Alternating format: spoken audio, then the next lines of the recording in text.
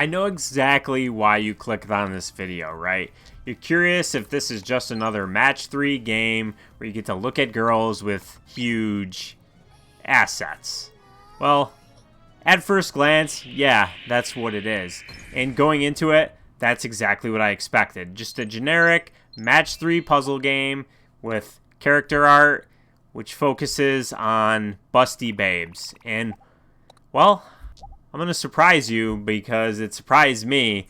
This game is actually really fun. And for me personally, I don't play a lot of puzzle games, and I certainly don't play a lot of match 3 games. And whenever I play any type of game, I typically like to have an objective. I don't really like open-ended games where you just make your own fun. That's something that I even struggled with a game like Minecraft.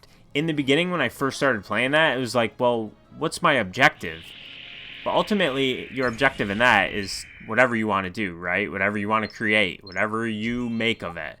In this, you have a very clear mission and goal on every single one of the 100 levels in the game's campaign. It has a story mode. It also has like a time attack mode where you can try and set a high score in 3 minutes. And that time mode is pretty much just your standard match 3 fare.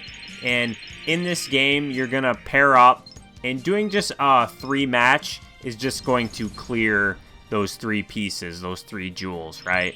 But doing 4 or more in different orientations will conjure up different power-ups. In each of the 3 girls that you'll unlock over the course of the campaign, they have their own power-up that they're able to utilize at a higher efficiency, that it works better with. And you'll earn gems at the end of each level, which is your currency, and you use this to upgrade the skill for each of the girls, up to 3. So each girl can have her skill upgraded 3 times. One of the girls specializes in the bomb power-up, one specializes in the sword power-up, and lastly, the third girl specializes in the rocket power-up. And honestly, some levels feel like they're really tailored towards a specific girl because there might be a power-up that will be better on that particular level. And there were times where I genuinely had to use a specific girl in order to complete a level. Now, the presentation is really nice and colorful. I didn't really pay too much attention, honestly, to the girl on the right side. I mostly focused on the left because this is where you can see your total score, how many moves you have left, and what your goal is. It might just be to get a score, clear a set number of pieces, whatever. There's a whole bunch of these. I'm not going to go through each and every one of them. I want this to be a fairly quick review. So, the other part of the presentation is the music. And although the music that is here is decent enough, there's definitely not enough variety. And by the end of the 100 levels, I was just like, my God, I wish there was more music because it gets so repetitive listening to the same tracks throughout the entire game.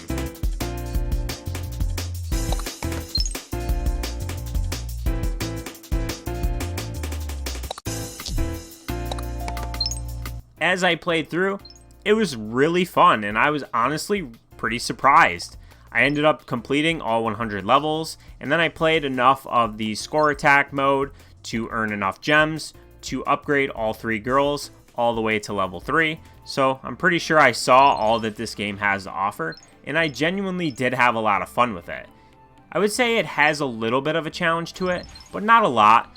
So I think if you're not a match 3 aficionado, that this will be pretty fun for you because it's not overly challenging and it's not too easy. Each level feels pretty different, honestly. It mixes up your mission quite a bit. The board layouts are usually quite different.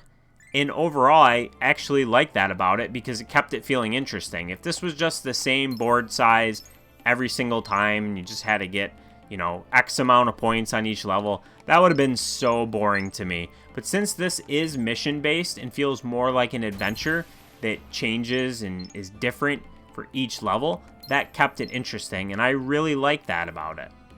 As you play through, you'll also unlock like some things for this diorama mode.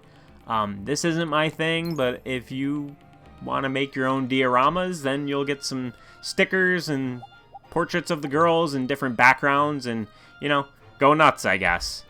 Overall, I think Pretty Girls Pop Match is a game you probably look at and just think it's all about the girls and the boobs, but genuinely, there's a surprising amount of fun to be had with the Match 3 style gameplay.